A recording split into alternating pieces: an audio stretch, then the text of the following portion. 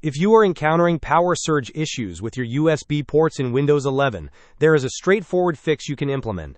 Begin by opening the Windows search bar and typing in Device Manager. Once Device Manager appears in the search results, click on it to open. In the Device Manager window, locate and expand the Universal Serial Bus Controllers section. You will see a list of USB root hub entries. Right-click on the first USB root hub and select Properties. In the Properties window, navigate to the Power Management tab. Here, you will find options related to power saving. Uncheck the box that states Allow the computer to turn off this device to save power. You may see this option on multiple USB root hubs. Repeat this process for all the USB root hub entries listed under Universal Serial Bus Controllers.